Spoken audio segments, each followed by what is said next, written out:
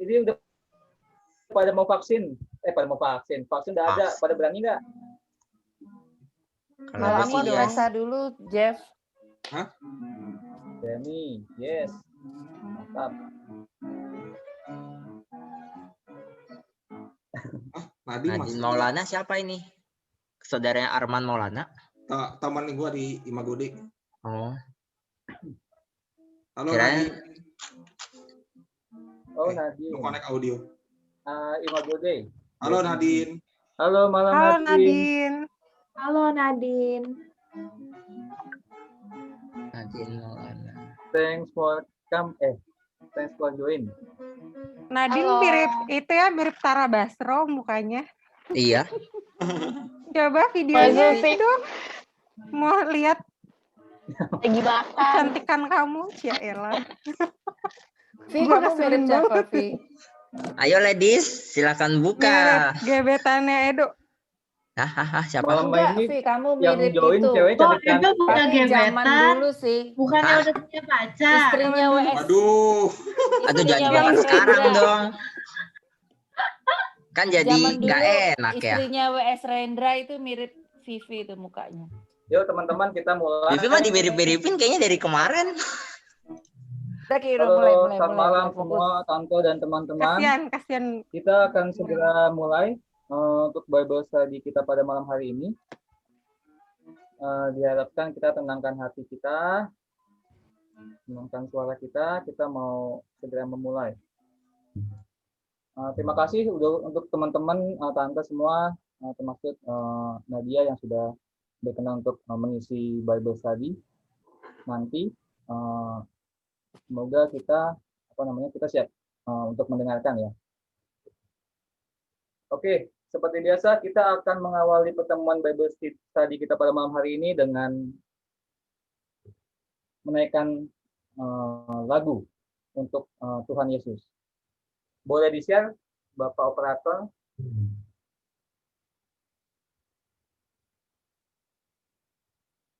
Kita percaya mungkin pada saat ini ada dari antara kita mengalami kekhawatiran, kecemasan, atau kegundahan, ataupun masalah-masalah lainnya. Tapi kita percaya, selama kita percaya sama Tuhan, Tuhan akan memberikan kita kekuatan. Kita mau arahkan hati kita untuk memuji Tuhan. Saya harap teman-teman semua di sana bernyanyi ya. Kalau bisa sih videonya dinyalakan, jadi kita bisa sama-sama memuji Tuhan.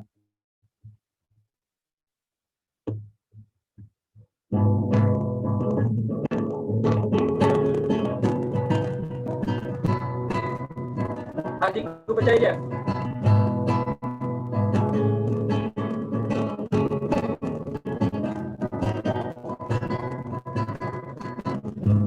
Tuhanlah kekuatan dan mazmurku, ya gunung batu dan keselamatanku. Hanya padamu hatiku percaya, Kaulah menara dan kota perlindungan. Banyak syukur, ku mau selalu bersyukur, sebab cintamu padaku takkan pernah berubah. Hatiku percaya, walau bumi bergoncang, gunung-gunung beranjak, namun kasih setiamu tak pergi dariku. Kita mau sekali lagi nyatakan, Tuhanlah kekuatan dan mazmurku, ya gunung batu dan keselamatanku. Hanya padamu hatiku percaya, Engkaulah menara dan kota perlindungan. Semuanya nyanyikan. mau selalu bersyukur sebab cintamu padaku takkan pernah berubah. Hatiku percaya walaupun bumi bergoncang, gunung-gunung beranjak, namun kasih setiamu tak pergi dariku. Ku mau selalu bersyukur sebab cintamu padaku takkan pernah berubah. Hatiku percaya walaupun bumi bergoncang, gunung-gunung beranjak, namun kasih setiamu pergi dariku.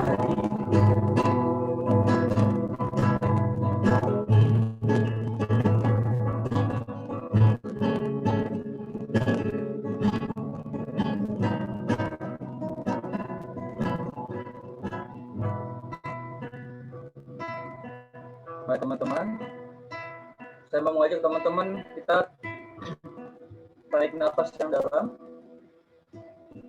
kita hembuskan.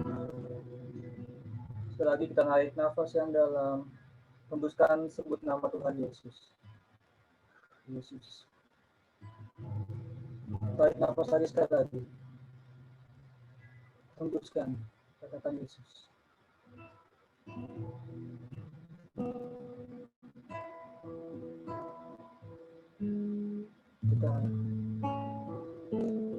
Saya mau mengajak teman-teman kembali untuk menyatakan syukur kita.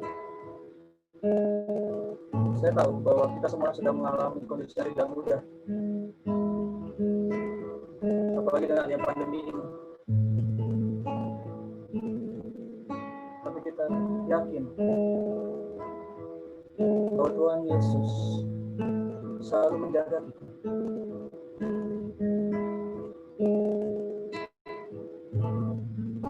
Kita menyatakan Dialah Bapa kita yang sungguh baik, teramat baik. Bapa, Engkau sungguh baik.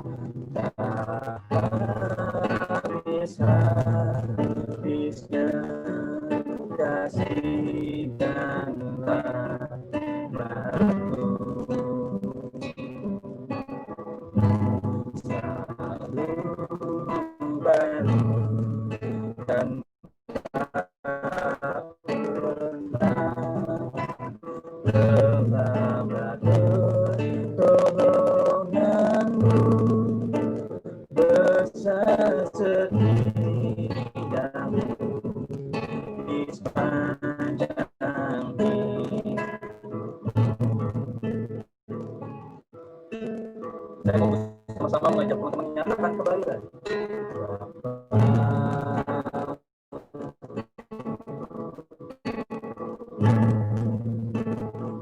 Engkau sungguh Tuhan Yesus. Kasih-Mu berubah di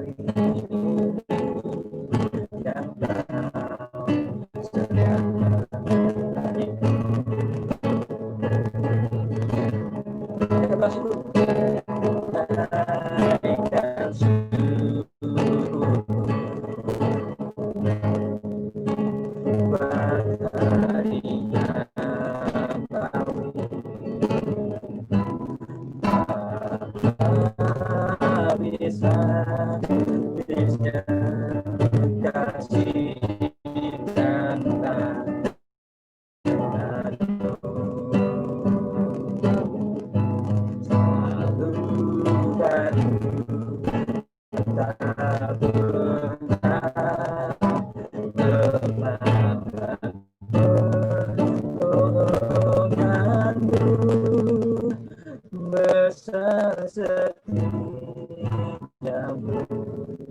di sepanjang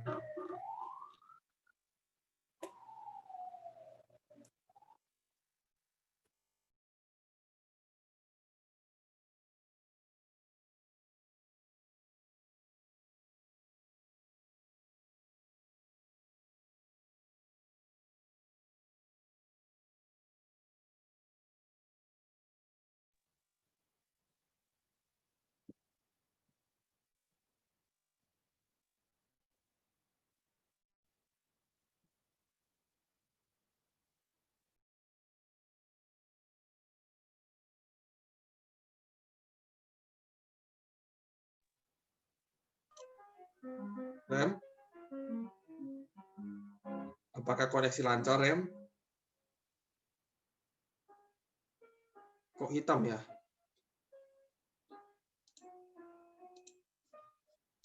Halo, Rem? kayaknya pada bermasalah ya? Kok nggak ada pergerakan? Enggak, si Remi hitam nih. Kita nggak apa-apa, aku nggak apa-apa. Reminya kayaknya nih. Iya. Mungkin kalau gitu kita langsung lanjut doa aja biar acaranya bisa langsung Langsung mulai aja gitu ya. di handle yang lain. Aku bantu untuk pimpin doa. Mari kita buat tanda kemenangan Kristus dalam nama Bapa, Putra, dan Roh Kudus. Amin. Selamat malam ya Allah Bapa, Putra, dan Roh Kudus. Puji dan syukur kami panjatkan kehadirat-Mu. Begitu besar kasih-Mu ya Tuhan. Kau kumpulkan kami malam hari ini di sini, meskipun masih secara online, tapi Kau izinkan kami untuk kembali mendengarkan firman-Mu. Sekiranya pada malam hari ini Tuhan, Kau berkati kami semua yang berkumpul di sini. Sekiranya Kau berikan kami hati dan telinga seorang murid yang setia mau mendengar gurunya, agar apa yang pada malam hari ini disampaikan bisa menjadi bibit-bibit firman di dalam hati kami, tumbuh dan berbuah banyak. Demi Kristus Tuhan dan pengantara kami yang hidup dan berkuasa kini dan sepanjang masa. Amin. Dalam nama Bapa, Putra, Roh Kudus. Amin. Silahkan Kakak Clara ya. Panggilnya siapa ya? Aku Nadia. Oh, Nadia. Oke. Silahkan. Thank you. Nama panggilannya siapa? Devina kah? Aku Devina. Oke, aku share screen ya.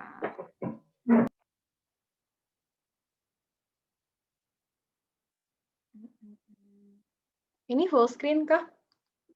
Ya, masuk full screen. Full screen. Ya. Oke. Oke, teman-teman, selamat malam. Malam Selamat ini malam. aku pengen Malam. malam ini aku pengen share tentang jalan kecilnya Santa Teresa Lisieux, The Little Flower. Sorry, ini. Oke.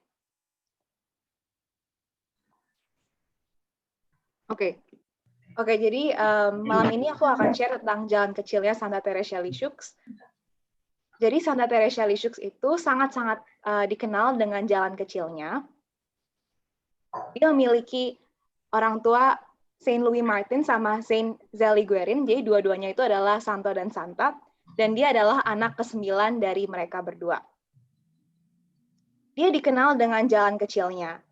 Jadi Santa Teresa itu dulu, dia ngeliatin banyak banget orang yang harus jalan kaki lewat tangga buat naik ke rumahnya yang bertingkat. Terus dia juga lihat, kok gampang banget sih orang-orang yang kaya, mereka tuh pasang lift, jadi mereka bisa nyampainya tuh cepet gitu. Nah, dia mulai mikir, apakah jalan ke surga itu ada liftnya? Terus dia bilang, aku minta ke kitab suci buat nunjukin lift yang jadi kerinduan aku itu, buat bisa bawa aku ke puncak kesempurnaan. Terus dia baca, kalau seseorang sangat kecil, baiklah dia datang kepadaku. Dan dia datang kepada Allah.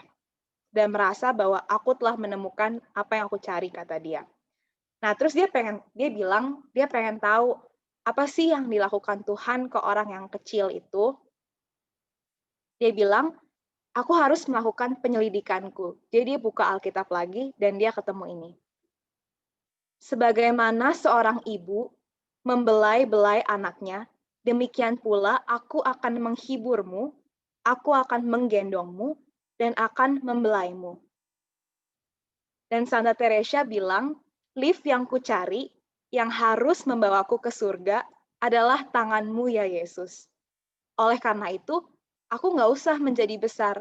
Sebaliknya, aku harus tetap menjadi kecil dan semakin kecil. Ini mirip sama apa yang dikatakan Santo Yohanes Pembaptis. Ia harus makin besar, aku harus makin kecil. Maksudnya aku di sini adalah ego kita. Santa Teresa juga bilang bahwa Injil memberi makanan kepadaku bagi doa-doaku dan aku menimba segala-galanya dari situ. Jadi dia banyak mendapatkan makanan buat kehidupan rohaninya dari Injil. Nah, terus Santa Teresa yang tadi itu tentang lift. Sekarang dia bilang gini, bahkan orang-orang miskin pun dia memberikan kepada anak dia apa yang mereka butuhkan. Tapi pas anak itu udah gede, bapaknya bakalan bilang, sekarang kerja Gi, kamu bisa cari nafkah sendiri. Dia melanjutkan, aku nggak mau, supaya aku nggak usah mendengar hal itu dari Bapa Surgawi, dari Tuhan, aku nggak mau jadi gede, jadi besar. Aku merasa nggak mampu buat nyari nafkah sendiri, buat nyari kehidupan surgawi. Makanya aku tetap mau jadi anak kecil aja. Aku nggak mau punya kesibukan lain selain memetik bunga. Bunga-bunga cinta kasih dan pengorbanan untuk mempersembahkan kepada Allah. Jadi aku baca buku Kasih, Kepercayaan, dan Pasrah yang menulis itu Romo Yohanes Indrakusuma, dan Romo Yohanes bilang Santa Teresa itu kan sering banget diilustrasikan dengan salib dan bunga mawar seperti di gambar ini. Dan kelihatannya itu romantis banget gitu. Seolah-olah hidup dia tuh cuman metikin bunga doang kerjaannya. Tapi pas kita tahu arti dari bunga ini sebagai penyangkalan diri setiap saat romantismenya itu akan hilang. Jadi Santa Teresa pertama dia bilang dia mau menjadi kecil, dia bilang aku nggak usah jadi besar, bahkan aku harus semakin kecil, dan dia juga mau mempersembahkan Tuhan bunga cinta kasih dan pengorbanan. Nah terus selanjutnya kita mau lihat ini. Dia adalah seorang Karmelit dan dia sangat dipengaruhi oleh Santo Yohanes Salib, dia juga seorang Karmelit, jadi pendahulunya. Dan Santo Yohanes Salib itu bilang gini, pada senja hidup kita, jadi di akhir hidup kita, kita akan diadili menurut cinta kasih. Makanya Santa Teresa bilang, dia nggak mau menolak suatu hal pun kepada Yesus, dan dia nggak pernah melewatkan satu kesempatan berkurban pun dalam hidup dia, bahkan satu pun nggak pernah. Dan dia membaca Matius 5 ayat 15 yang dibilang ini. Aku yakin kita semua udah pernah dengar ayat ini, dibilang, lagi pula orang itu nggak nyalain pelita, terus ditaruh di bawah gantang, tapi di atas kaki Dian, supaya bisa menerangi semua orang di rumah itu. Nah, pas baca ini, Santa Teresa itu ngerti kalau ini tuh maksudnya kasih. Jadi pelita itu adalah kasih dia buat orang lain. Itu bukan buat dipendam di hati dia doang, tapi kasih itu harus menggembirakan, bukan saja mereka yang aku senangi, tapi semua orang. Ini kata-katanya Santa Teresa. Nah, jadi tadi kita lihat sedikit tentang spiritualitas dia, tapi sekarang kita mau lihat contoh yang lebih konkret yang bisa kita terapkan dalam kehidupan kita. Nah, jadi kenapa aku pilih dia? Kenapa aku pilih spiritualitas dia, walaupun ada santo-santa lain, menurut aku dia tuh sangat-sangat praktis dan simple, dan bisa kita teladani. Jadi contoh yang pertama, misalnya, ini contoh pertama, ada suster yang punya karunia buat menjengkelkan Santa Teresa dalam segala sesuatu. Jadi pas acara rekreasi sesama suster, gak ada yang mau deketin dia. Nah, tapi Santa Teresa itu selalu nyapa, selalu senyum dengan manisnya, nemenin dia ngobrol, terus dia kasih perhatian khusus nih sama suster itu. Sampai dia bilang, Suster Teresa, kenapa sih? Kok kamu tuh kayaknya begitu tertarik sama aku? Apa sih yang ada dalam diri aku yang bikin kamu kok tertarik banget gitu? Nah, dia menjawab, Yesus ada dalam dirimu. Sampai-sampai ada salah satu temennya yang agak iri gitu, jadi kirain dia tuh best friend gitu. Terus dia ngeluh tentang itu ke Santa Teresa, dan Teresa hanya tersenyum. Dan sejak saat itu, karena dia melawan rasa antipati itu, Tuhan memberi rahmat khusus ke Teresa dan mengambil rasa antipati itu, rasa nggak suka maksudnya, nggak seneng. Itu contoh yang pertama. Nah, terus contoh yang kedua itu, dia itu peka akan kesulitan orang lain. Jadi dia tuh secara sukarela nawarin buat nuntun suster tua yang sakit, buat pergi ke ruang makan. Dia bilang gini, aku harus dampingin suster yang sakit itu dengan memegang ikat pinggangnya, tapi harus sehalus mungkin. Nah, terus suster itu ngeluh, dia bilang gini, aduh ya ampun, kamu tuh jalannya kecepetan, nanti tulangku patah gitu. Nah, terus dia berusaha jalan lebih pelan gitu. Malah dibilang, ayo dong, aku nggak bisa ngerasain tanganmu. Aku bakalan jatuh nih. Bukannya aku bener ya? Pas aku bilang, kamu terlalu muda buat bantuin aku. Jadi di sini dia serba salah gitu. Nah, terus kan berhasil nih nyampe di kamar makan tanpa kecelakaan. Habis dia bantu suster itu duduk, dia lipet lengan bajunya, terus dia boleh pergi. Nah, tapi Santa Teresa itu ngelihat suster tua itu berjuang banget buat motong rotinya, karena tangannya kan udah lemah, kan udah tua gitu.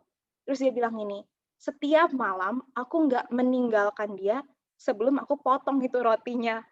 Dan karena dia nggak minta, dia tersentuh banget sama perhatian yang aku kasih. Dan abis itu dia kasih dia senyuman sebelum ninggalin sendirian. Nah, jadi dari dua contoh yang tadi ini kita lihat tuh hal-hal yang sangat sederhana yang kita semua bisa praktekkan. Itu bukan sesuatu yang luar biasa. Mother Teresa dia bilang gini, mari kita selalu bertemu dengan senyuman karena senyuman adalah awal kasih. Nah, terus habis itu contoh yang ketiga itu Santa Teresa itu selalu terarah ke orang lain. Jadi di Biara Karmel itu ada acara rekreasi, itu waktu-waktu buat mereka rileks gitu kan. Terus dia tuh bilang ke salah seorang novisnya, novis itu adalah tahap awal dalam hidup membiara gitu, buat seorang suster. Dia bilang ini, pas mau pergi rekreasi, pertama-tama bikin niat bukan buat diri kita sendiri, tapi buat bikin orang lain lebih rileks. Di situ, lebih daripada di tempat lain, ada kesempatan buat melatih cinta kasih. Buatlah dirimu tuh menyenangkan buat semua orang. Dan kamu nggak bakalan berhasil dalam hal ini tanpa penyangkalan diri. Jadi pas rekreasi itu dia nawarin bantuan buat pekerjaan yang ngebosenin atau yang susah gitu. Dan dia itu sangat lemah lembut, nggak pernah ngeluh, sampai-sampai ada suster yang sering banget minta tolong kan. Dan para suster bilang, rekreasi tuh bakalan lebih nyenengin kalau ada Teresia gitu. Dan Santa Teresia bilang gini, jangan menolak siapapun, walaupun berarti kamu harus berkorban banyak kalau orang minta sesuatu. Ingatlah, kalau kita sadar bahwa Yesus yang meminta kepada kita, bukankah kita bakalan melakukannya dengan senang hati dan wajah yang ramah? Dan ini tuh sesuai dengan Kolose 3 ayat 23. Apapun yang kamu lakukan, lakukan dengan segenap hati buat Tuhan dan bukan untuk manusia. Nah, tapi dia juga bilang gini, Santa Teresia. Dia bilang, aku nggak selalu bisa ngelakuin perintah Injil itu secara literal, harafiah gitu. Ada situasi di mana terpaksa aku harus nolak permintaan susterku. Tapi dia bilang gini, tapi ada cara nolak yang baik banget sampai-sampai orang yang minta itu ngerasa sama puasnya, sama kalau kita kasih apa yang dia minta. Tuh. Jadi kita lihat bahwa dia itu sangat-sangat praktis. Nah, terus habis itu, pada akhir hidupnya itu dia jatuh sakit keras. Dan pas lagi nulis, Santa Teresia nulis tentang kasih persaudaraan, ada banyak banget gangguan. Dia baru mau mulai, ada suster yang datangin dia. Maksudnya untuk menghibur, tapi kan jadi dia berhenti gitu. Dia udah pergi nih, datang lagi yang lain, buat ngajak dia ngobrol. Dan mereka datang bergantian sampai hampir nggak ada waktu buat nulis. Mudir Agnes, itu saudaranya Santa Teresia, dia bilang, Teresia itu nggak jadi kurang sabar, atau dia minta, aduh jangan ganggu dong. Tapi dia selalu letakin penanya, dia tutup bukunya, dan dia tersenyum, dan dia ngeladenin tuh suster-suster. Terus Mudir Agnes tuh nanya kan, gimana caranya bisa nulis dengan baik di keadaan kayak gitu? Dan dia jawab, aku menulis tentang kasih persaudaraan. Maka sekarang ini waktu untuk melatihnya. Dengan melatih kasih persaudaraan, kita mengasihi Allah. Dan sebenarnya Santa Teresia itu menghidupi kata-kata yang ada di 1 Yohanes 4 ayat 20. Dibilang bahwa kalau orang bilang, dan aku yakin ini semua orang juga udah pernah dengar, kalau ada orang yang bilang, aku mengasihi Allah, tapi ia membenci saudaranya, ia adalah pendusta, jadi dia bohong. Karena kalau kita nggak mengasihi orang yang bisa kita lihat, gimana kita mengasihi Allah yang kita jelas-jelas kita nggak bisa lihat secara fisik, kan? Nah, terus, ini sangat-sangat menarik. Jadi Santa Teresia itu dia ngelihat susternya itu semangat banget gitu buat mati raga, buat laku tapa. Tapi mereka masih nyimpen egoisme. Dan dia bilang gini, itu bukan jalan untukku. Dia cerita ke susternya tentang ada orang namanya Henry Suso. Dan si Henry Suso itu mistikus Jerman. Nah, pas awal hidup religius dia tuh sering menyesah diri, tidur pakai baju kasar, pakai rantai, banyak yang kagum sama cara hidup dia. Nah, tapi suatu hari Tuhan Yesus sendiri menampakkan diri ke dia dan bilang, sampai hari ini engkau berjuang sebagai prajurit biasa. Aku mau supaya mulai saat ini engkau berjuang sebagai seorang perwira. Dan Tuhan Yesus meminta Henry ini untuk menanggalkan semua mati raga yang lahiriah dan sangat-sangat mencolok, dan dia menawarkan hidup yang dijauhi orang. Dan dia pun segera meninggalkan cara hidup dia itu, dan dia dihina. Tapi ini jadi jalan kesempurnaan dia. Nah, pas profesi, ini Henry Suso. Jadi pas profesi, Santa Teresia itu nulis tulisan yang dia simpen di saku. Dan ini cita-cita hidup dia. Dia bilang gini, janganlah seorang pun menyibukkan diri dengan aku. Biarlah aku menjadi seperti sebutir pasir hitam yang diinjak-injak orang tanpa menyadarinya. Jadi kan maksudnya kan bayangin aja ya kalau kita main ke pantai gitu, terus ada pasir hitam. Bahkan kita nggak sadar gitu, kita injak itu pasir kan, kita ya jalan-jalan aja. Jadi sebegitunya gitu. Dan sebagai semboyan dia, dia milih ini, suka untuk nggak dikenal dan dianggap bukan apa-apa. Dan dia bilang bahwa dia lebih memilih nggak dikenal dan dilupakan daripada dia dihina dan direndahkan. Nah, jadi dia bilang ini yang disebut dengan perjuangan para perwira. Jadi dengan ini si Santa Teresa ini dia kasih tahu ke kita jalan rajawi yang simple, yang aman dan terbuka buat banyak orang termasuk kita. Dia bilang dia tuh mau selalu nggak dikenal seperti Bunda Maria. Kenapa? Karena kalau tadi kan dibilang lebih memilih nggak dikenal dan dilupakan dibandingkan dihina dan direndahkan. Karena kalau orang itu dihina dan direndahkan, seenggaknya keberadaan dia, eksistensi dia itu masih dianggap gitu, dia dianggap ada kan. Tapi pas orang tuh nggak diperhatikan, ini tuh penyangkalan diri yang gede banget dan bahkan lebih cepat buat mematikan egoisme orang gitu. Jadi kita benar-benar jadi kecil gitu. Dan dia juga bilang ini, makhluk-makhluk itu nggak akan pernah melihat usahaku. Aku selalu berusaha untuk dilupakan. Nah, dan menurut aku ya ini jeniusnya dia tuh di sini. Dia bilang ini, Santa Teresa bilang, oh betapa sedikitnya jiwa-jiwa yang ingin menjadi kecil dan nggak dikenal. Tapi untuk mendekati Yesus, orang harus menjadi kecil. Dan Romo Yohanes sendiri bilang bahwa keindahan Santa Teresa itu, dia nyangkal diri itu secara tersembunyi gitu. Hanya Tuhan yang mengetahui. Bukan mati raga yang luar biasa, bukan menyesah diri gitu-gitu. Jadi hal yang sangat-sangat biasa dia persembahkan ke Tuhan.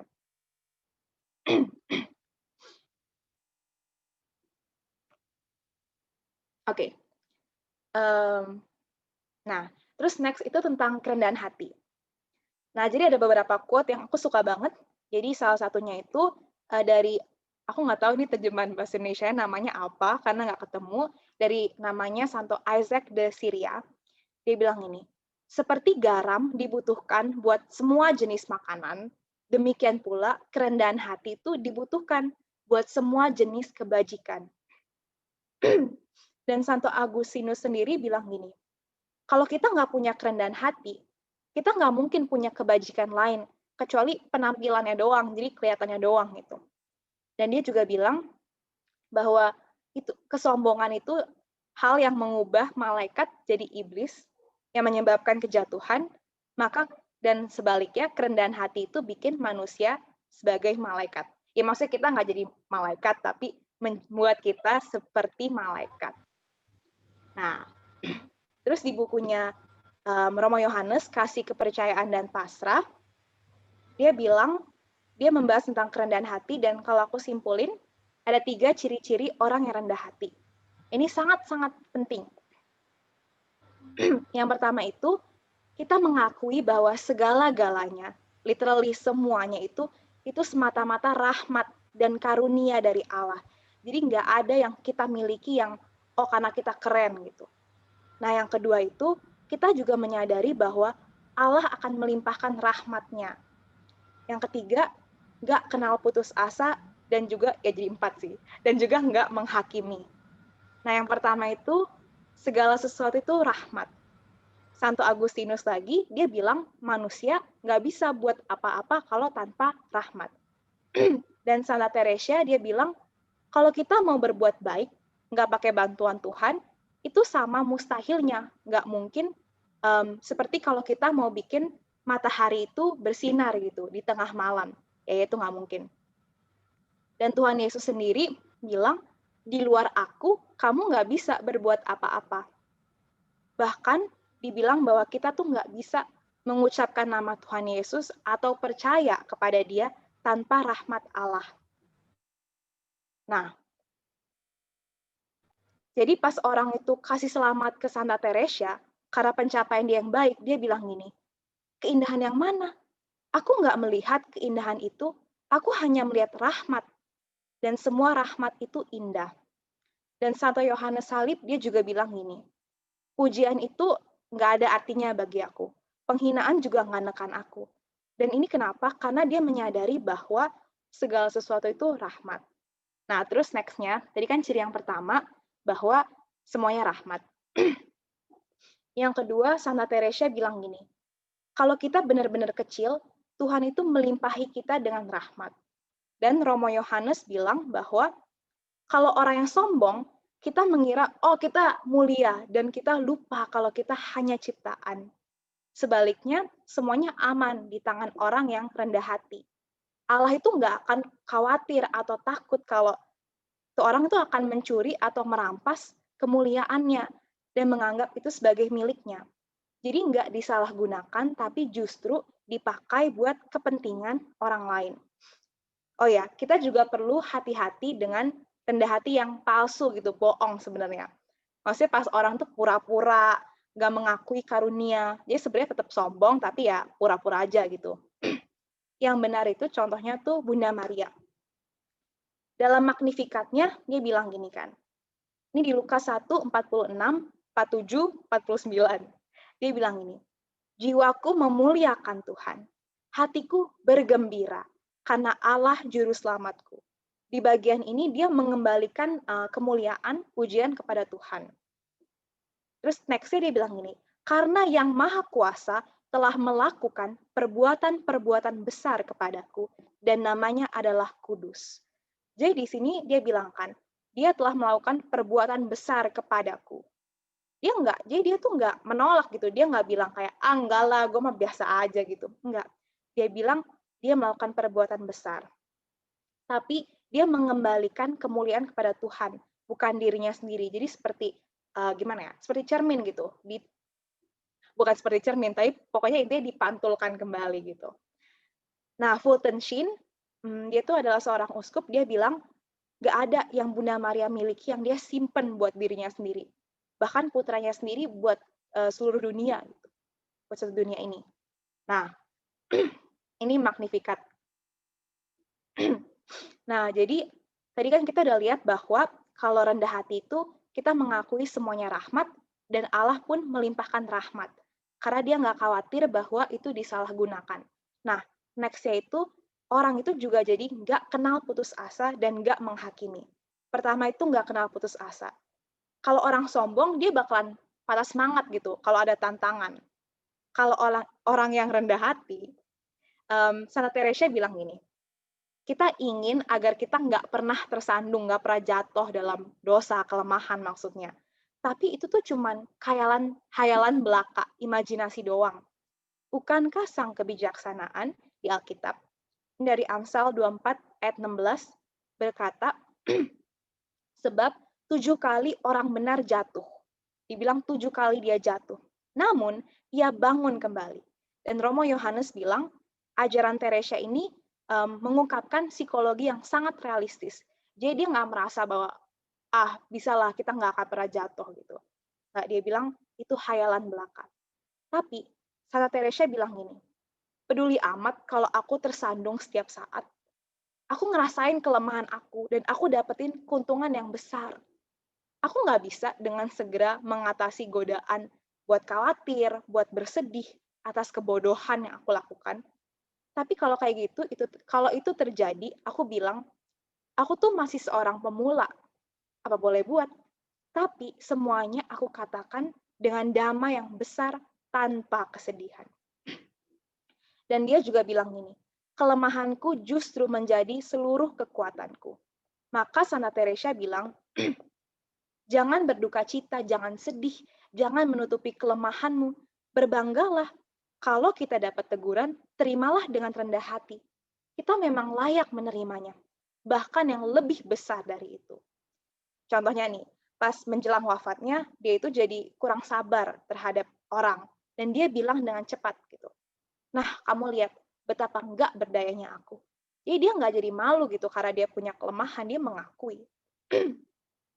Nah, tapi ini bukan berarti bahwa, oh yaudah nggak apa-apa, kalau gitu nggak apa-apa lah, gue berdosa nggak apa-apa. Nggak gitu. Jadi kalau kita merasakan kelemahan, apa yang kita buat? Tuhan Yesus tuh berkata kepada orang-orang Farisi, karena kamu mengatakan, kamu nggak berdosa, dosamu tinggal. Nah, tapi kita juga ingat bahwa Tuhan Yesus bilang ke penjahat di atas kayu salib, yang di sebelahnya dia bilang, hari ini juga kamu akan berada bersama-sama dengan aku dalam Firdaus, karena dia mengakui bahwa dia seorang yang berdosa. Santo Padre Pio, dia bilang bahwa orang yang berdosa, yang menyesali dosanya, itu lebih dekat sama Tuhan dibandingin orang yang benar, tanda kutip benar ya, yang membanggakan perbuatan baik dia. Jadi intinya sombong lah ya. Jadi yang pertama itu, kalau kita merasakan kelemahan itu, kita mengakuinya. Dan Santa Teresa bilang gini, buat mereka yang mengasihi Tuhan Yesus, kita akan melemparkan diri ke pelukannya dan kita akan minta maaf. Dan dia akan melonjak dengan sukacita. Dan dia akan bilang ke malaikatnya seperti bapa dari anak yang hilang bilang ke hambanya, berikanlah cincin kepada tangannya dan mari bersukacita. Dan ini sangat-sangat wow ya, kata-kata ini. Dia bilang ini, betapa kebaikan Allah dan cinta dari hati Tuhan Yesus sangat tidak dikenal. Ya itu benar sih, karena maksudnya mungkin kita merasa bahwa kita sering merasa bahwa kita tuh nggak layak gitu. Kita nggak menyadari bahwa Allah itu sangat maha rahim. Dan dia juga bilang, bagaimana aku bisa takut ke Tuhan yang dia adalah belas kasihan, dia adalah cinta gitu. Nah, aku mau ngomong sedikit tentang sakramen pengakuan dosa. Aku tahu bahwa di saat kondisi seperti ini sulit ya untuk menerima sakramen itu secara benar gitu, maksudnya secara offline ketemu imam. Tapi kalau memungkinkan, sakramen pengakuan dosa itu adalah sesuatu yang sangat-sangat bisa kita gunakan. Jadi Santo Don Bosco itu dia bilang ini, kamu bisa terbang ke surga dengan sayap pengakuan dosa dan komuni. Dan ini ada beberapa quote tentang pengakuan dosa. Jadi ada Santo Agustinus, dia bilang ini, kalau kita nggak mau ngaku dosa, kita nggak menyembunyikan diri kita dari Tuhan, menyembunyikan dosa dari Tuhan. Kita yang menyembunyikan Tuhan dari kita. Dan Santo Tikon, dia bilang, ada lebih banyak belas kasih dalam Tuhan dibandingin ada dosa dalam kita. Jadi mengakulah gitu. Dan Paus Yohanes Paulus II dan Bunda Teresa itu mereka bahkan selama hidupnya pun dia belum meninggal, mereka dihormati. Tapi mereka jadi maksudnya mereka tuh bahkan udah dibilang orang kudus sama orang-orang pas mereka hidup. Tapi mereka tuh sering mengaku dosa. Jadi the point itu adalah kalau memungkinkan, manfaatkanlah sakramen pengakuan dosa. Kalau nggak memungkinkan untuk mendapatkan sakramen itu, akuilah dosa itu dalam hatimu. Jadi pas berdoa waktu pribadi sama Tuhan gitu, dalam keheningan, kalau ada yang mengusik kita, akuilah dosa itu. Karena kalau kita nggak ngaku, kita cuma menyembunyikan Tuhan dari kita, bukan kita dari Tuhan. Oke. Nah, terus jadi aku benar-benar pengen menekankan itu. Karena itu sangat-sangat penting dan gimana ya, kadang-kadang kita nggak mau mengakui secara eksplisit, tapi itu menghalangi kedekatan kita dengan Tuhan tuh mengganggu gitu. Ya, jadi aku nggak pengen ada yang mengalami itu. Nah, yang kedua itu, oke ini lewat. Nah ini, jadi ini kan maksudnya kan ini imamnya gitu, tapi jadi bukan imamnya yang memberikan absolusi, tapi Tuhan Yesus gitu, melalui perantaraan imam itu. Oke, terus nextnya itu nggak mengadili. Jadi Mother Teresa dia bilang ini, kalau kita menghakimi orang, kita nggak akan punya waktu buat mengasihi mereka. Nah, dan ini kembali lagi nih menurut aku sangat-sangat jenius. Jadi Santa Teresa itu dia bilang gini, Tuhan itu sering kasih orang rahmat buat hal-hal tertentu yang besar gitu. Tapi seolah-olah buat hal yang lebih kecil itu seperti nggak diberikan gitu. Maka dia direndahkan di hadapan orang lain. Biar dia tetap rendah hati. Dan dia bilang gini, kita tuh nggak bisa nilai orang dari kelemahan mereka yang kelihatan doang. Karena mungkin dengan itu, dia itu udah berjuang gitu. Dan dia emang udah direndahkan sama Tuhan. Nah, terus habis itu, Santa Teresa juga cerita, jadi pas rekreasi, ada suster yang minta bantuan buat ngangkat sesuatu gitu kan. Nah, sebenarnya, dia tuh mau langsung berdiri, tapi dia pelan-pelan, biar dia bisa kasih kesempatan ke orang lain buat ngelakuin kebajikan, kata dia. tapi suster itu malah nganggep dia nggak layak gitu. Nah, dia bilang gini, orang itu bisa salah menilai apa yang sebenarnya itu kebaikan dalam diri orang dianggap sebagai suatu kelemahan, bisa sebaliknya juga. Jadi kelihatannya itu kekurangan, tapi kebajikan gitu. Jadi kita manusia memang bisa salah menilai, bukan bisa lagi, emang kemungkinan besar gitu. Dan dia juga bilang ini, kalau iblis mencoba untuk menunjukkan kekurangan suster lain, aku cepet-cepet aku cari keinginan-keinginan baik dia. Kalau aku lihat dia jatuh sekali doang, mungkin banget dia tuh udah sering menang, tapi karena rendah hati dia sembunyiin. Jadi biar ya udah orang lain nggak usah tahu gitu.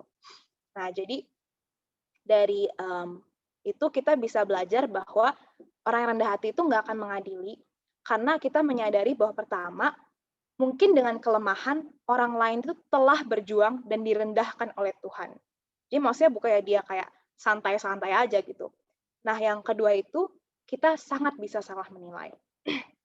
Nah, terus next-nya, ini juga sangat-sangat penting. Jadi, gimana cara ngebedain kerendahan hati yang palsu dan yang asli? Yang pertama, rasa minder itu bukan kerendahan hati dan bukan kebajikan. Kalau orang yang minder, dia akan berusaha buat nutupin kelemahan. Kalau orang yang rendah hati, dia akan mengakui dan menerimanya. Nah, terus di bukunya itu Romo Yohanes bilang gini, kalau kita mikirin kelemahan mulu, itu tuh kayak anjing yang ekornya itu bunting, maksudnya putus gitu, udah nggak ada. Tapi dia terus berusaha buat menggigit karena gatel gitu. Yang nggak akan nyampe-nyampe mau sampai kapanpun. Nah, terus Santa Teresa dari Avila, dia bilang gini, kita nggak akan pernah bisa mengenal diri kita kalau kita nggak mengenal Tuhan. Dan pas kita melihat kemurniannya, kita melihat betapa kita itu jauh dari murni gitu. Ini sama kayak misalnya gini, kalau ada latar belakang putih, sesuatu yang kotor jadi lebih kotor karena belakangnya putih. Nah, jadi di tahap rendah hati yang paling sempurna itu bukannya kita merenungkan kelemahan kita atau kita bandingin sama orang lain, oh dia lebih hebat, lebih keren. Tapi tolak ukur kita Allah. Jadi kita sadar bahwa kita kecil di hadapan Allah, bukan dibandingkan dengan orang lain. Itu yang pertama. Nah, sebaliknya, keinginan buat menjadi kudus itu bukan kesombongan. Santa Teresa Avila, dia bilang ini, iblis seringkali bikin orang rugi besar, menghalangi kita biar kita tuh nggak maju gitu. Dia nipu dan dia bilang, kalau mau ikut jejak para kudus, itu kesombongan. Nah, ini justru tipuan yang sangat-sangat besar. Karena kita semua itu dipanggil untuk kudus, untuk menjadi kudus, nggak peduli kita itu siapa, pekerjaan kita apa, kita semua dipanggil untuk kekudusan. Nah, terus, nah ini yang anjing tadi sama yang itu, latar belakang putih. Nah, ini sangat-sangat menarik sih.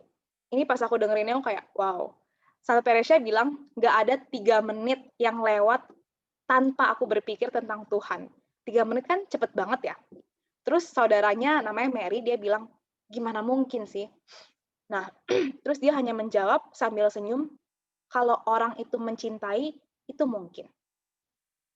Dan kita baca dalam Matius 6 ayat 21, di mana hartamu berada, di situ hatimu juga berada. Dan sebenarnya ya karena ini gitu, karena Teresa itu sangat-sangat mencintai Tuhan.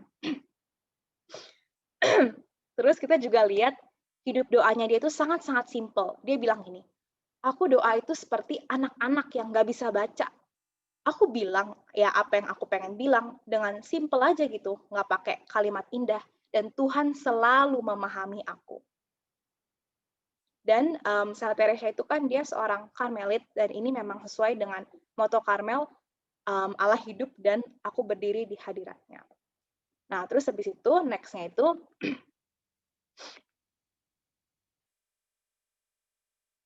oke.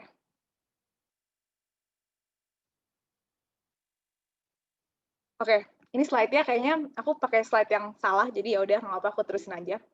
Jadi Santa Teresa itu dia punya devosi yang sangat-sangat besar ke Bunda Maria.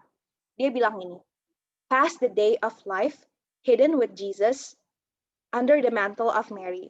Jadi laluilah hari kehidupan kita tersembunyi dengan Tuhan Yesus di bawah mantel Bunda Maria.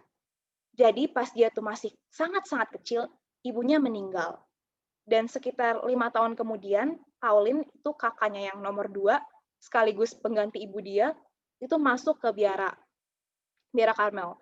Dan paskah tahun berikutnya, dia sakit keras. Karena dia tuh nggak tahan gitu kakaknya pergi. Tapi Allah nggak tinggal diam. Dia mengutus Bunda Maria yang menampakkan diri dan tersenyum ke Teresia. Dan dia segera disembuhkan. Dan sepanjang hidupnya dia punya devosi yang besar. Oke. Nah, jadi sebagai pembimbing novis, dia itu selalu bersatu dengan Bunda Maria. Dia sering bisa tahu isi pikiran mereka sampai mereka itu heran gitu. Dan dia bilang gini, aku nggak pernah melakukan satu hal pun tanpa lebih dulu berdoa ke Bunda Maria buat mengilhami perkataanku. Bagi dia, aku nggak menyembunyikan sesuatu pun. Aku mengatakan segala-galanya. Jadi benar-benar seperti Bunda sendiri gitu.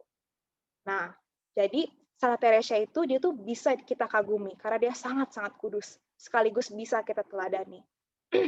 Dan dia sendiri itu menemukan teladan kekudusan dalam diri Bunda Maria. Yang paling kudus melebihi semua rasul, semua malaikat. Tapi kalau kita benar-benar renungin, hidup dia itu simple banget. Nggak ada mencoloknya sama sekali. Dia tinggal di Nazaret.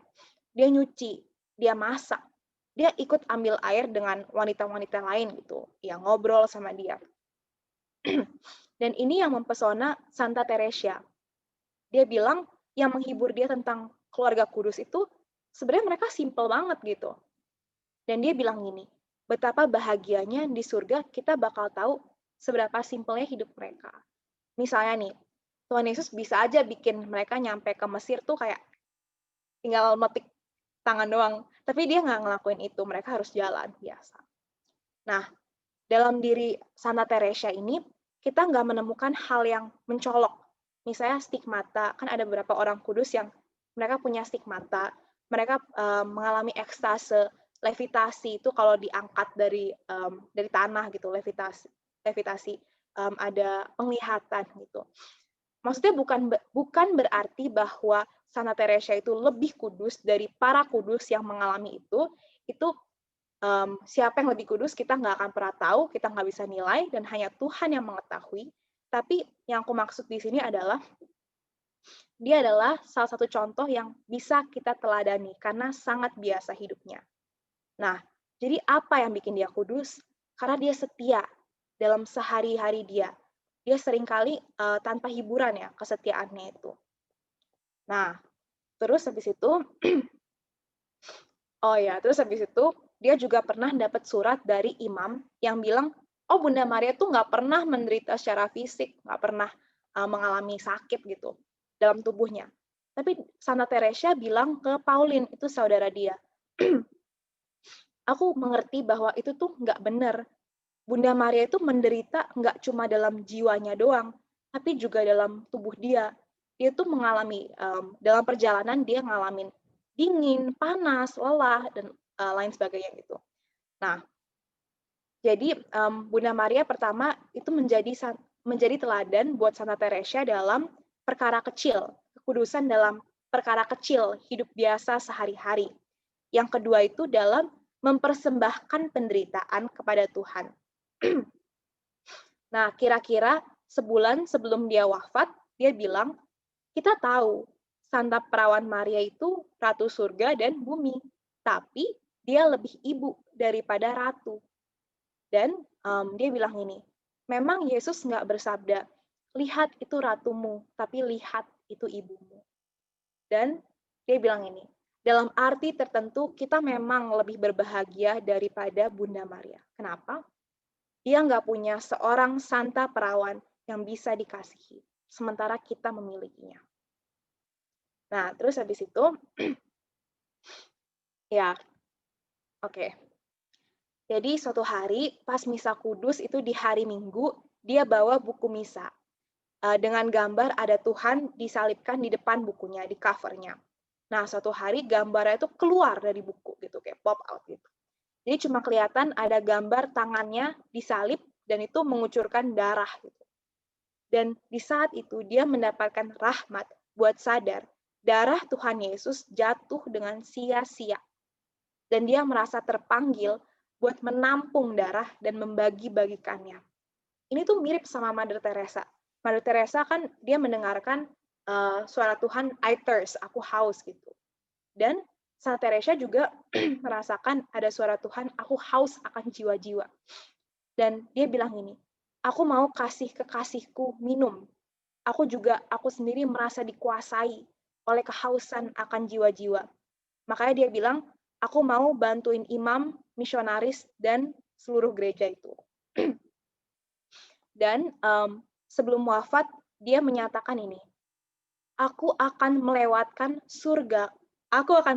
waktuku di surga dengan berbuat baik di dunia. Dan dia berjanji dia mau menghujankan mawar ke atas bumi. Dan dengan sangat-sangat yakin dia bilang, karena di dunia ini dia hanya mencari kehendak Allah, di surga Allah akan melakukan kehendaknya. Itu memang luar biasa percaya diri, tapi itu menunjukkan bagaimana dia sangat dekat dengan Allah. Dan Allah itu, dia kan punya hubungan yang sangat unik, dia benar-benar punya hubungan, Allah itu adalah Bapaknya gitu. Karena dia memang juga sangat dekat dengan Bapak, maksudnya orang tua Bapaknya di bumi gitu. Nah, ternyata cita-cita Santa Teresa itu terpenuhi.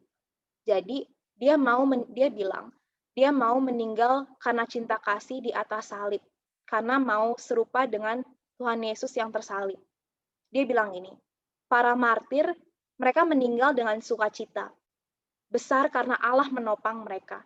Tapi raja para martir, Tuhan Yesus, meninggal dalam ketakutan, merasa sendirian, penuh penyerahan iman. Dan dia juga bilang gini, aku ingin menyelamatkan jiwa-jiwa dari api neraka dengan cara apapun tanpa menghitung kurban apapun. Nah, jadi itu kan cita-cita dia. Nah, sekarang tentang akhir hidup dia, bagaimana cita-citanya itu terpenuhi. Jadi pada tanggal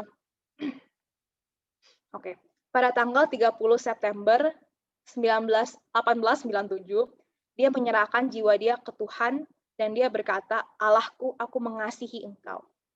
Dan Romo Yohanes bilang bahwa Allah meneguhkan dia sangat berkenan kepadanya karena dia meninggal, dia wafat dengan cara yang sama, bukan sama sih, tapi mirip kan.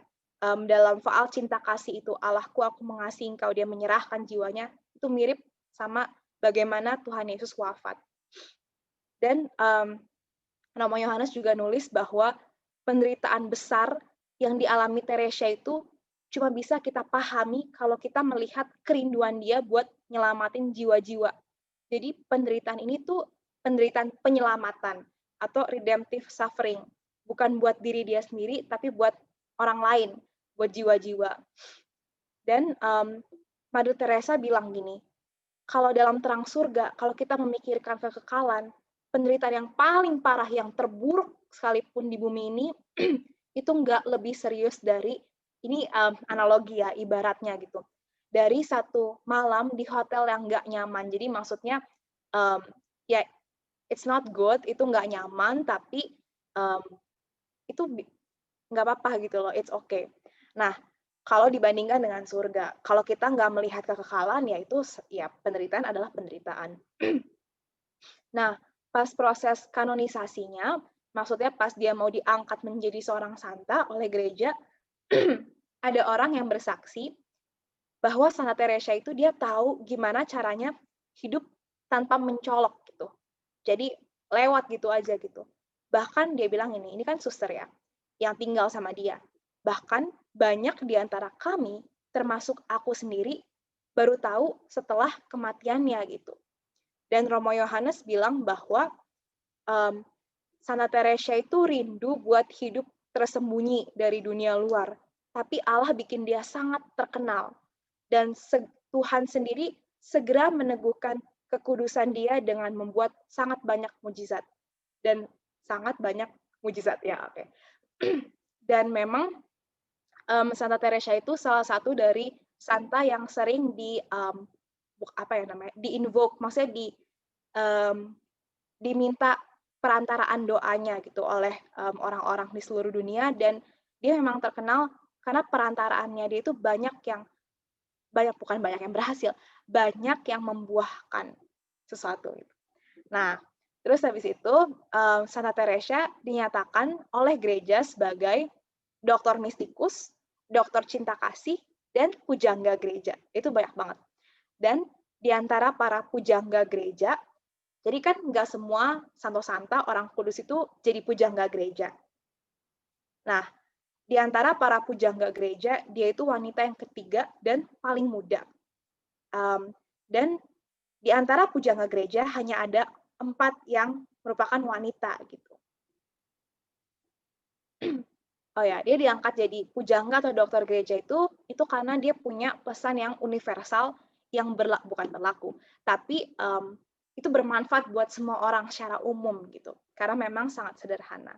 Dan dia juga pelindung misi sejajar sama Santo Franciscus Xaverius, itu misionaris walaupun dia tinggal dalam biara. Dan Paus Benedictus ke-15 dia bilang, kami ingin rahasia kesucian ini jangan sampai tersembunyi bagi siapapun juga. Dan oke. Nah, terus jadi kesimpulannya tuh gini. Pertama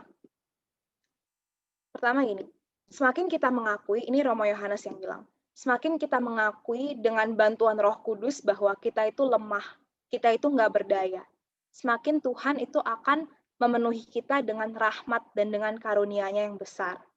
Kenapa? Karena kita nggak akan mencuri kemuliaan Tuhan. Dan Romo Yohanes juga menulis, jalan kecil Santa Teresa mengajarkan kepada kita semua, ini aku yang bagi jadi 2 hal, dia nggak bilang 2 hal, tapi pada intinya, pertama, untuk menjadi kudus, kita nggak harus sempurna. Karena kalau kayak gitu ya nggak ada jadi orang kudus, kecuali Bunda Maria. Karena dia itu kan, dia memang tidak berdosa sepanjang hidupnya. Kecuali dia, nggak ada seorang pun yang nggak berdosa. Para kudus yang mereka sangat-sangat heroik pun, mereka masih ada kelemahan. Yang Tuhan sengaja nggak ambil seluruhnya, supaya mereka bergantung penuh pada Allah. Buat jadi kudus, kita nggak harus sempurna. Tapi buat jadi kudus, yang kedua, kita harus, nah ini penting, ini sebenarnya kata kuncinya. Karena aku baca buku Kasih, Kepercayaan, dan Pasrahnya Romo Yohanes yang sangat-sangat menjelaskan tentang Santa Teresa Lisieux. Dia bilang ini, buat jadi kudus, kita harus banyak mencinta, kasih, banyak percaya, dan banyak pasrah. Yang pertama itu cinta. Santa Teresa bilang, tanpa kasih, perbuatan, bahkan yang paling cemerlang sekalipun, nggak dihitung sebagai apa-apa. Nothing gitu. Dan 1 Korintus 13 ayat 3 bilang gini, sekalipun misalnya kita mau bagi-bagiin semua yang kita punya nih, gitu. Maksudnya kita sumbang-sumbangin lah, kita jadi penderma besar gitu. Bahkan kita menyerahkan tubuh kita sendiri buat dibakar jadi martir. Tapi kalau nggak punya kasih, dasarnya bukan kasih, nggak tahu apa, sedikit pun tidak ada faedahnya bagiku. Jadi refleksi buat kita, untuk kita terapkan dalam hidup kita, kita bisa sih ngelakuin banyak perbuatan baik, banyak kok yang bisa kita lakukan. Tapi maksudnya coba refleksiin kembali masing-masing, kenapa sebenarnya kita ngelakuin itu, kenapa? Apakah atas dasar kasih atau apa? Karena kalau tanpa kasih, semuanya itu sia-sia. Oh ya, kita juga bisa renungin masing-masing tentang kasih, baca sendiri 1 Korintus 13. Next yaitu percaya dan pasrah. Ada quote yang aku sangat-sangat suka, dibilang gini, gerbang surga, ini Saint Elizabeth Ann Seton yang ngomong, gerbang surga itu sangat rendah. Hanya orang yang rendah hati yang bisa masuk. Dan Uskup Fulton Sheen dia bilang ini, gerbang besar kerajaan Allah tahan terhadap hentakan orang-orang yang perkasa. Tapi akan berayun dengan sentuhan sederhana seorang anak. Nah, tapi apa sih maksudnya menjadi, kan kita tahu kan, di Injil, kita tahu bahwa syarat utama buat masuk ke kerajaan Allah itu menjadi kecil, menjadi seperti anak kecil. Bahkan Yesus sendiri bilang gini, ini di Matius 18:3 dia bilang gini, kalau kita nggak mau bertobat, kita nggak mau jadi anak kecil, kita nggak akan masuk kerajaan surga. Tapi di ayat 4 dia bilang gini, kalau kita merendahkan diri dan jadi anak kecil, dialah yang terbesar, dibilang dialah yang terbesar dalam kerajaan surga. Jadi yang dikasih hak istimewa sama Tuhan itu yang paling kecil. Nah, tapi secara praktis nih, apa sih maksudnya jadi anak kecil tuh gimana gitu? Nah, Santa Teresa bilang gini, kalau kita mau tetap jadi anak kecil di hadapan Tuhan itu pertama, kita mengakui ketiadaan kita di hadapan Allah. Maksudnya, kembali lagi, kita mengakui semuanya semata-mata rahmat dan karunia Allah. Dan kita nggak give the credit buat diri kita sendiri. Gitu. Kita kembaliin kemuliaan ke Tuhan. Yang kedua, kita mengharapkan semuanya dari Dia. Gitu. Pasrah gitu. Dan kita nggak jadi sedih kalau kita gagal. Dia bilang ini, kalau anak kecil itu mereka sering kan jatuh kan. Tapi mereka terlalu kecil buat menyakiti diri dengan terlalu berat gitu. Jadi maksudnya paling cuma gores-gores, lecet-lecet gitu. Dan menurut aku jeniusnya dia lagi, dia bilang terletak di sini. Intinya tuh dia mau bilang kita semua tuh pasti punya kelemahan. Kan dia bilang tadi kan, kita mau supaya kita nggak pernah tersandung, nggak pernah jatuh. Tapi itu hanya khayalan belaka, imajinasi gitu. Jadi ketimbang kita bersedih, manfaatkanlah kelemahan. Make it work buat diri kita gitu. Sebagai kesempatan buat kita semakin rendah hati dan semakin kudus dan semakin bergantung sepenuhnya kepada Tuhan. Makanya dia bisa bilang, Santa Teresa bisa bilang, kelemahanku justru menjadi seluruh kekuatanku. Nah ini keren banget sih. Nah, jadi Santa Teresa itu bilang, Tuhan, dia bilang gini, ini pas dia lagi baca-baca tentang hidup para kudus, dia kan pengen meneladani gitu. Dia bilang gini, Tuhan gak akan pernah menginspirasi aku dengan keinginan yang gak bisa aku wujudkan. Maka meskipun aku kecil, aku bisa berharap jadi orang kudus. Karena itu sebelumnya dia bilang bahwa kalau dia membandingkan diri dia sama para kudus kayak wow gitu.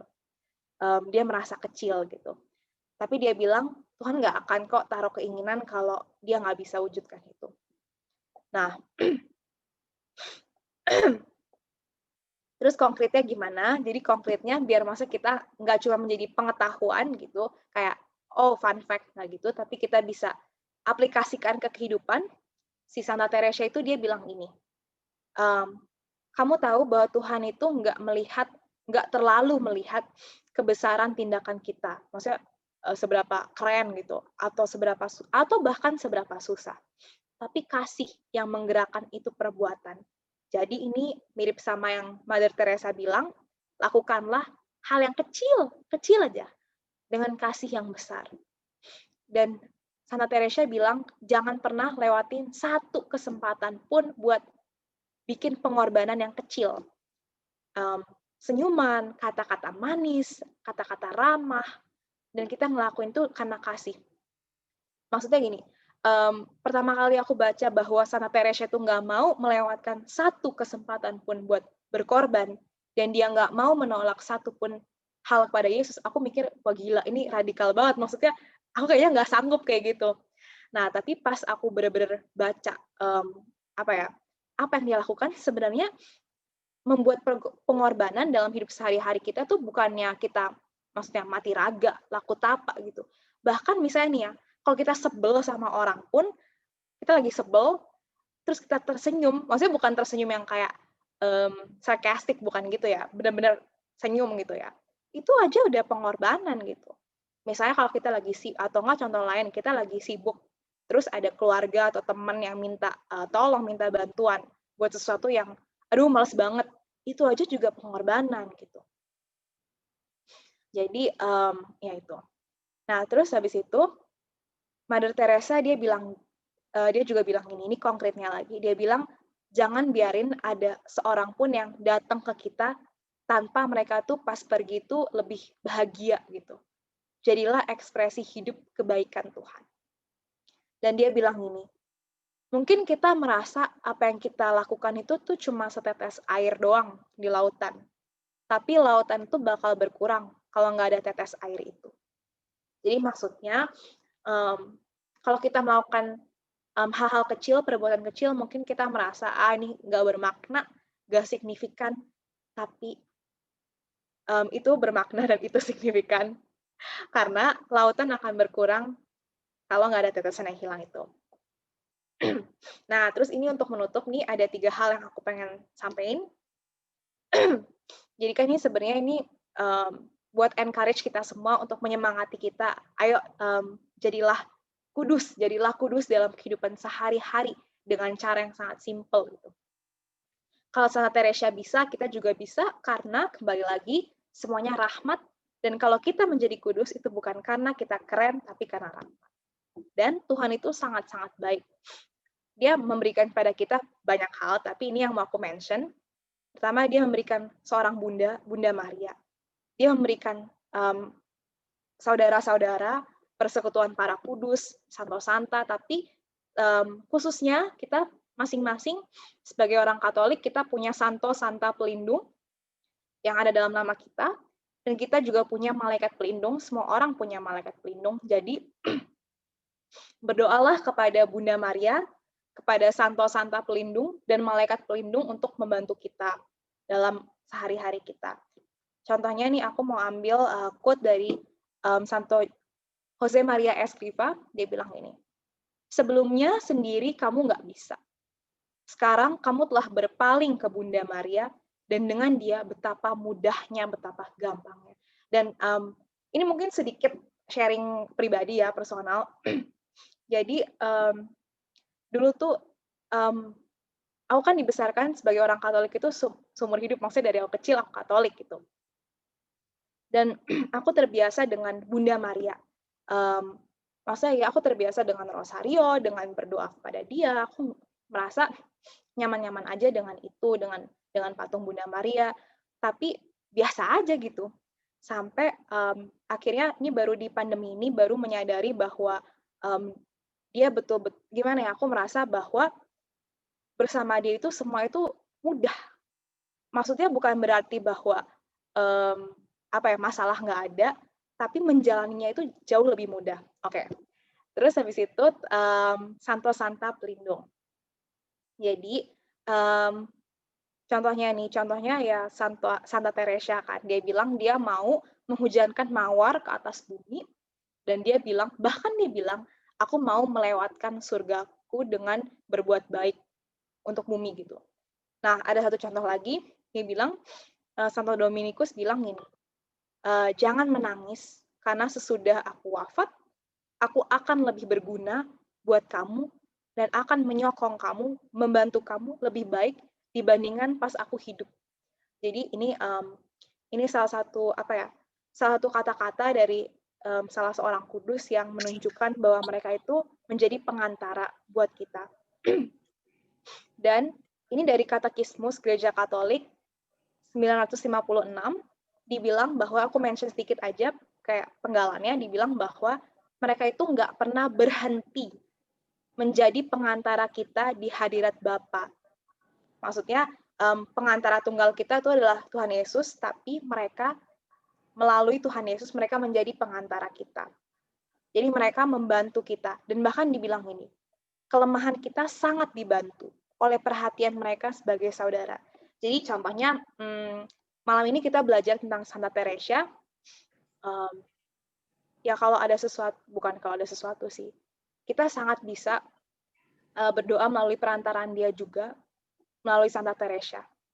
Karena dia sendiri sudah berjanji, dia akan berbuat baik dia akan menghabiskan waktu di surga, berbuat baik di bumi. Nah, terus yang terakhir, malaikat pelindung, Santo Yohanes Bosco, dia bilang gini.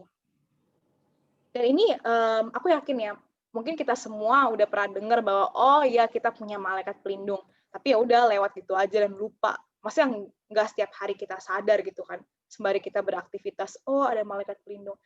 Dia bilang gini, Santo Yohanes Bosco, dia bilang, yakinlah bahwa malaikat pelindungmu benar-benar hadir selalu ada di sisimu. Dan dia bilang ini, jadi pas kita tergoda, ya tergoda tuh maksudnya bisa jadi sesimpel tergoda buat takut, buat cemas akan masa depan atau masa sekarang, buat sedih gitu, atau apapun lah. Panggil malaikatmu. Dia lebih bersemangat buat membantu kamu dibandingkan kamu mau dibantu. Lebih semangat dia gitu. Dan dia bilang ini, abaikan aja tuh iblis. Nggak usah takut kepada dia. Karena iblis tuh gemetar dan melarikan diri pas melihat malaikat pelindungmu. Jadi itu keren banget. Maksudnya Tuhan itu memberikan kita persekutuan para kudus untuk membantu kita nggak sendiri dan kita bisa memohon untuk perantaraan mereka. Jadi malam ini kita melihat tentang Santa Teresa Lisieux dan jalan kecilnya, dan tadi juga aku sempat mention tentang panggilan kepada semua orang untuk menjadi kudus. Maksudnya itu adalah habis kita mendengarkan ini itu, aku berharap ini nggak cuma jadi pengetahuan tentang Santa Teresa, bukan cuman wow keren ya Santa Teresa, tapi kita melihat kalau Tuhan, jadi maksudnya bukannya Santa Teresa yang keren, tapi kita melihat kalau Tuhan bisa mengerjakan hal itu dalam Santa Teresa, dia juga bisa mengerjakan itu dalam diri kamu dan bisa membuat kita semua jadi orang kudus.